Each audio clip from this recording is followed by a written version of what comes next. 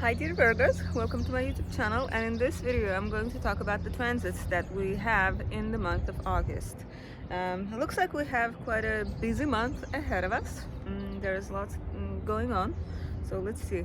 Um, the main thing is we have two full moons this month, which is very rare. Normally we have like one full moon per month, but this time we have two, like one in the very beginning and one at the very end. So yeah, and we have like a new moon somewhere in the middle. And another thing that is distinctive about this month is that Venus is retrograde the entire month. Yeah. So let's begin. I'm gonna start with the major transits, the outer planet transits, and I'm slowly gonna zoom in to more personal planets. Okay. One of the most important changes that happened recently was that the nodes changed signs. Yeah, so the North Node was in Taurus for the past year and a half, and now it entered Aries. So that means it left your ninth house of faraway lands, higher education, travel, and entered your house of finances, shared resources, loans. Yeah, so and intimacy too, like because it is the second house after the seventh house. So yeah, it is a very serious house. um, yeah, and the thing is, as soon as the nodes entered your eighth and second house, they started making a square to Pluto in your fifth house. Yeah, and the thing is, Pluto is in the 29th degree of Capricorn, which is a critical degree. Yeah, so something critical. Like, do, are you also feeling this sense of like urgency, some sort of like the energy doesn't feel like super calm these days, like everything feels like dramatic a little bit. It's because all of those points that on the critical degrees, yeah, the last degree of signs. So Pluto is in the last degree of Capricorn, and now we have the North Node and the South Node in the last degrees of Aries and Libra respectively. Yeah, so what does it mean for Virgos is that now the focus is on your resources, the money that you own and your partner owns. Yeah, like I mean, your resources versus your partner's resources, shared resources. This might be a time to like pay off your loans, but also like, okay, so shared resources and romance, like something is triggered in that area. Like I have Virgo rising myself, and it is so true in my case. Like the person that I was seeing like refused to help me, like financially. Like I really needed help, and he refused to help me, and that like led to our breakup basically.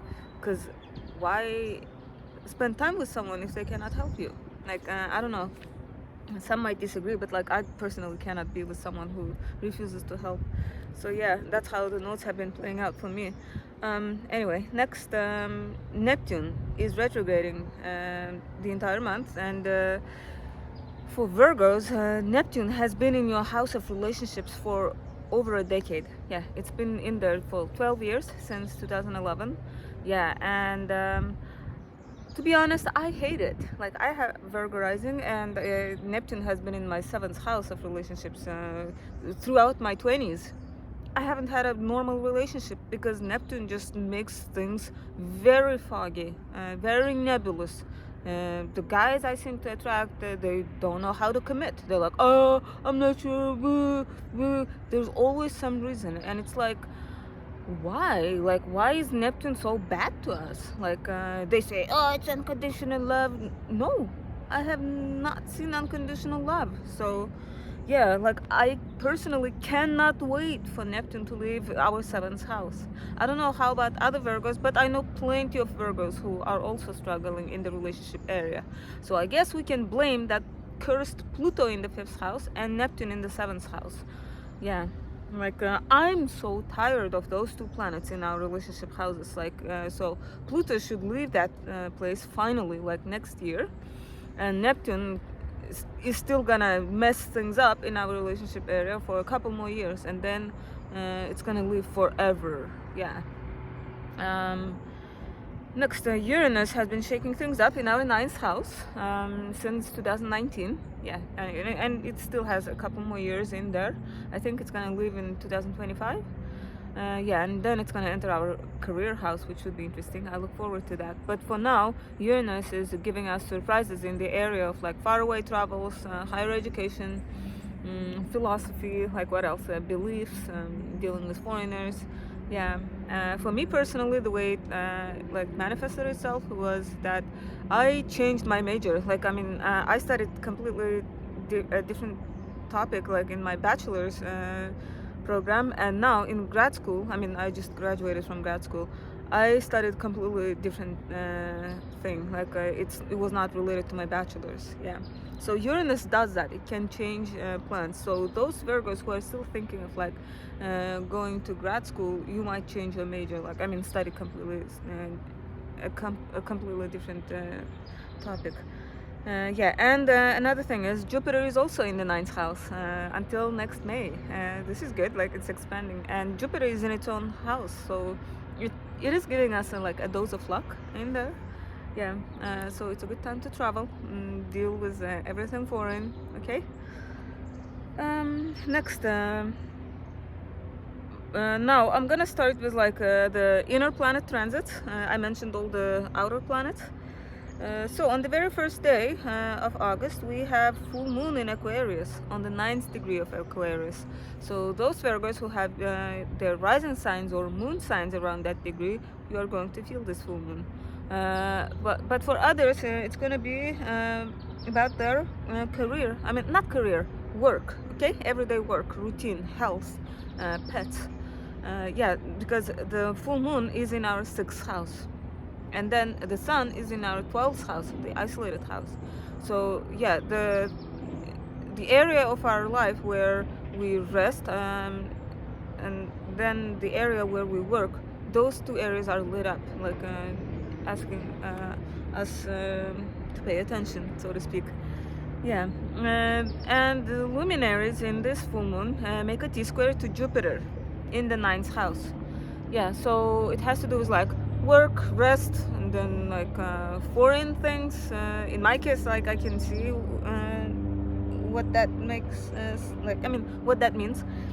But for others, yeah, try to observe and see. Now, the thing about this full moon is that Jupiter, it's the planet, it's the biggest planet in our solar system. It tends to make things big. Like, it doesn't know how to, when to stop. Okay? So when it's something good, it increases. When it's something bad, it also increases it, magnifies it. So when it comes to full moon squaring a Jupiter, is that it might make our emotions over the top. Yeah, and we have those dramatic signs involved, like Leo especially. Aquarius, even though they say they don't like drama, like I feel like a lot of Aquariuses still attract a lot of drama.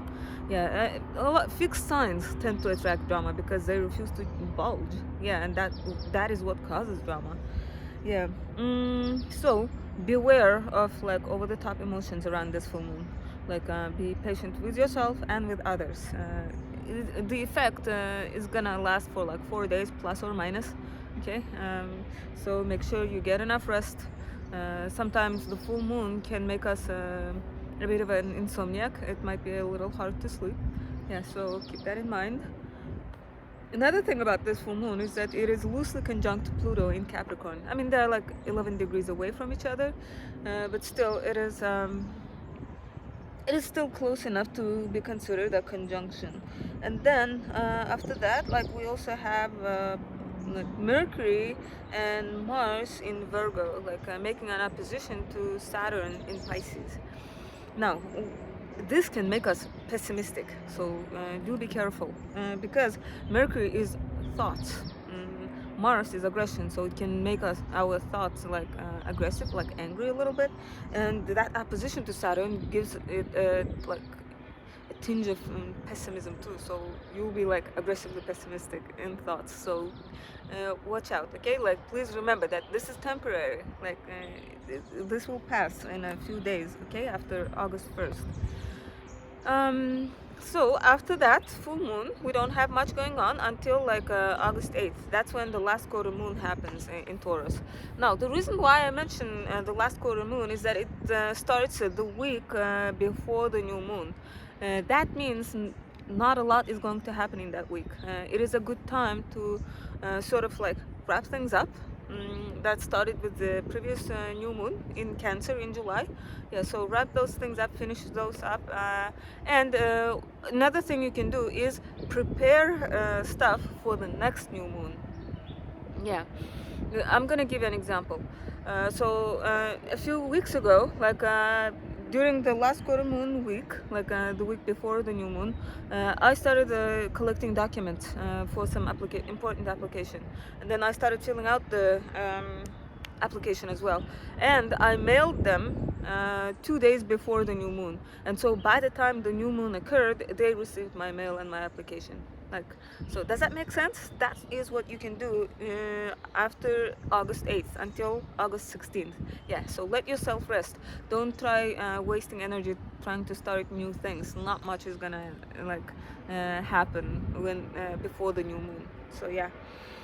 Next, on August 13th, we have the conjunction of Sun and Venus retrograde on the 20th degree of Leo. This is important. It marks like the midpoint of the retrograde period.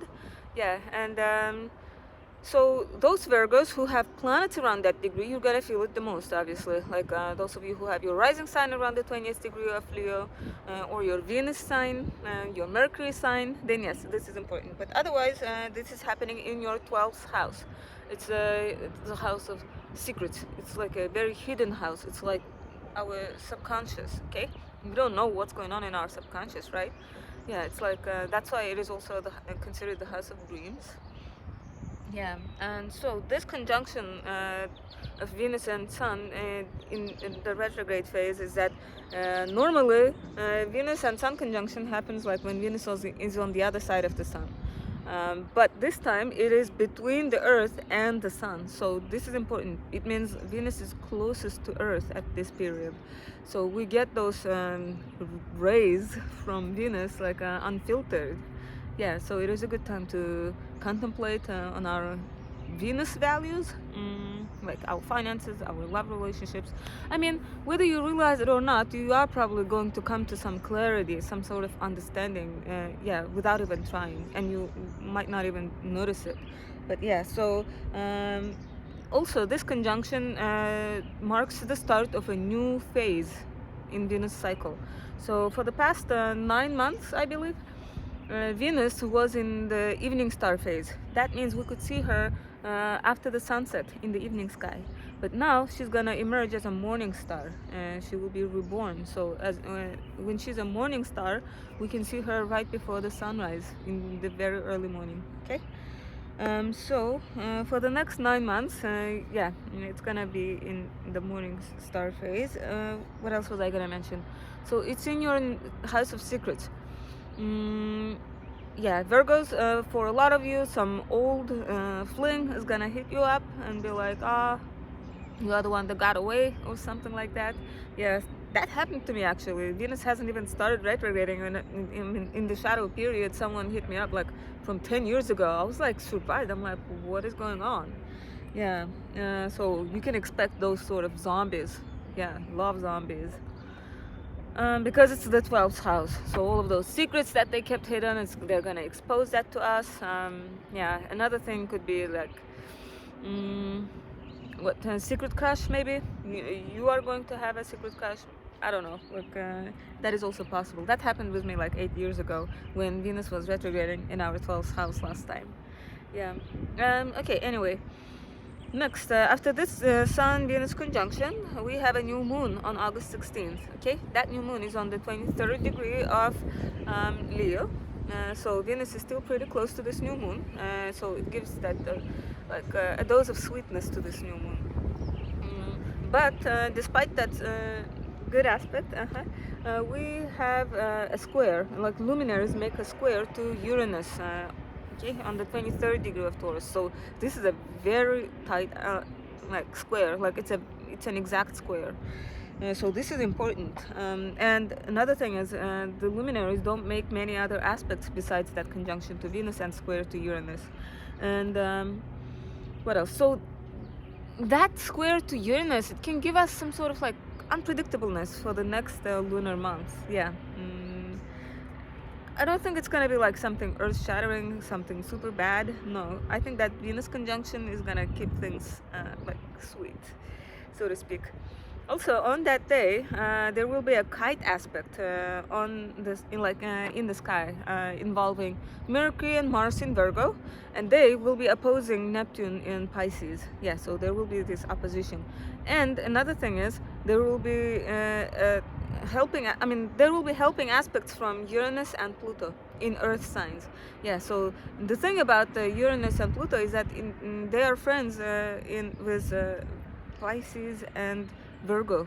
Okay, they're in Taurus and Capricorn, so they will be acting like mediators because they're friends with both sides. Yeah, so they will be helping the two opposing signs find the middle ground, so to speak. Yeah, it should be interesting to observe. Like that aspect doesn't happen often, so I'm looking forward to see it. Next, on August 21st, we have the exact square between Venus retrograde and Jupiter in Taurus. So the thing about this square is that it is not as bad as it sounds, because Venus and Jupiter, they are both like benefics. So even though they are in a bad aspect, they still bring something not too earth-shattering. Like you might overspend, because Venus is finances and Jupiter overdoes things. Yeah. So what you're spending. I mean, you guys are Virgos. You are good at controlling yourselves. So I'm just saying, like, don't become overly optimistic about finances. Jupiter can make us overly optimistic. Don't max out your credit card and stuff. Yeah. So I'm just saying that. So you know, like, be careful. Venus retrograde can make our self-esteem go down. Yeah, and that might make you wanna change your style, buy lots of new clothes, but I wouldn't advise buying new clothes when Venus is retrograde, because you're gonna end up not liking it when Venus turns direct. You're gonna be like, what was I thinking? Yeah. So after that, August 23rd, Sun enters Virgo. Yay! Happy birthday to August Virgos, by the way. Like, I should have mentioned that in the beginning, but I completely forgot. So yeah, anyway, I wish a very pleasant birthday to Virgos. Okay, please celebrate your birthday, celebrate yourselves, and I hope you have a wonderful year ahead of you. Okay. So on the very first day of Sun entering Virgo, on the same day, I mean, Mercury stations retrograde in your sign. Yes, so this is important for you, Virgos. It's gonna station retrograde in your first house, and it's gonna be retrograde until September 22nd. Venus retrograde period is known for causing miscommunications, misunderstandings, mishaps. Like, yeah, and it gets pretty embarrassing. Like, so make sure you read the fine print. Make sure you reread your email twice. Make sure you attach the file that you need to attach. What else? Make sure the other party understands your message. Okay. Make sure you repeat. Make sure they understand, or yourself. Make sure you understood what the other person is trying to say. It's okay to ask for clarification around this time, because last time when Mercury was retrograde in May, I had some pretty embarrassing misunderstanding, like both parties, like because of the ad that was posted on the internet. Like, I didn't understand it. I mean, the other person posted it in a very confusing way. So yeah, we ended up misunderstanding it, and it ended up being like a comic situation. But I still cringe when I remember that, and it was all because of Mercury retrograde. So mark your calendars and be like, misunderstandings are common during this period. So for 1 month, and especially like when Mercury just turns the retrograde, or when it's about to turn direct, that's when they are like that's when it is the most confusing. Yeah, another thing I need to mention is it's August, so it's like a time to go back to school, and a lot of students, they buy laptops or some other electronics for school, but I would suggest buying that in early August. Okay, because buying electronics during Mercury retrograde is not advised. It's gonna malfunction. So even if you have to buy it towards the end of August when Mercury is retrograde, I would say you should buy an insurance with it, or keep the receipt, so that if something goes wrong, you can get a replacement or have it fixed for free. Okay. Um, so yeah, next, on August 27th, Mars enters Libra, your second house, until October 12th. So Mars has been in your first house, making you energetic since July. Okay. Yeah, so you must have been more energetic than usual, more assertive. Yeah, but now, on August 27th, Mars enters Libra. That means your second house. When Mars is in our second house, it can make us spend more impulsively. Yeah, because Mars also is an impulsive planet. So watch out for that. Or you might have to spend more money than usual. Yeah, so budget accordingly. Okay. Next, on August 28th, Uranus stations retrograde until January 27th, 2024. I mean, Uranus is an outer planet. It's not a personal planet. We barely feel its retrograde motion. Plus, it goes retrograde every year for like almost half of the year. So yeah, we don't really feel it. The reason why I'm mentioning this retrograde is that it's gonna join Venus, Mercury, well, Uranus itself, then Neptune and Pluto. So 5 planets will be retrograde towards the end of August. And that's like basically half of the sky in our solar system, like I mean half of the planets. So it's going to feel like as if we are moving through glue, like in slow motion. I mean, that's not really gonna happen, but like that's how it's gonna feel in our minds. Yeah, it's gonna feel exhausting. Like imagine when you're like this deep in water and you try to run underwater. It's exhausting, right? And that's how it's going to feel. So beware of that. Okay, don't waste energy trying to start anything new. The end of August, I mean the entire August, is not a good time to start anything new. It's a good time to work on the things that you've already begun. Okay, like yeah, so it's a good time to make revisions, to make adjustments to the things that are already in progress. Yeah, so those of you who are thinking of opening a business, do not open a business in August, not even after the new moon and stuff, because first of all, Venus is retrograde. You don't want sleepy Venus in the DNA of your business, because why do a business? Do we do business? We do business because we want to make money, and Venus rules money. So imagine a business that has like an invisible Venus. Yeah, it doesn't make sense. So if you want to start a business, wait until September or October, ideally October. Yeah, when Venus is out of the shadow phase. Okay, so finally, on August 30th, we have the second full moon in Pisces, on the 7th degree of Pisces. This is important for you, Virgos, because the sun is in your first house and the moon is in your second house. So it's like illuminating your relationship issues, relationship matters, I mean. Yeah, so those Virgos who were born on August 30th, you guys are going to feel this the most. And actually, those of you who were born on August 30th, you have a full moon on your solar return chart, which means that something is gonna come to fruition in the upcoming years. You're gonna do something for the last time. For example, you might live in your house and then like sell that house and move somewhere else. So that means you're living in that house for the last time. Does that make sense? Yeah, so you will do something for the last time when you have full moon on your solar return chart. Something will come to culmination, like a fruition. Yeah. So, but for other Virgos, it's a time of relationship matters. And those of you who have rising sign around the 7th degree of Virgo, you are also going to feel this. So Venus will still be retrograde around this time. And oh, another thing I forgot to mention is at this full moon, the moon is conjunct Saturn in Pisces. Remember, Saturn is also in the early degrees of Pisces. That means like it's a very tight conjunction. Now look at it. This so Pisces is a water sign. Saturn is a very dry planet. It rules Capricorn. So there's conflicting energies. So I feel like our emotions are gonna be sort of like bottled up because Saturn restricts it, and full moons are emotions. So I mean, it doesn't mean that people won't be emotional. They just won't express it that much. Like it's not gonna be like the August 1st full moon. Yes, I feel like we're gonna be more in control of our emotions at this full moon. Yeah, and another thing about this full moon is that it doesn't make too many harsh aspects, so it shouldn't be as dramatic as August 1st full moon. Yeah, but like that Saturn in Pisces, it's gonna be in our seventh house for the next 2.5 years, and it's gonna create an order in our relationship house. Remember, I was complaining about the difficulties in relationships because of Neptune and Pluto, but I hope Saturn is gonna fix that mess because it's in our seventh house for the first time in 29 years. Yeah, this is extremely rare. So, a lot of Virgos are gonna find a serious relationship. A lot of Virgos are gonna get married. Yeah, so I'm excited for that.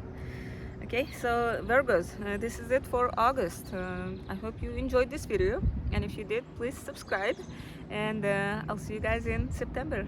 Thank you for watching.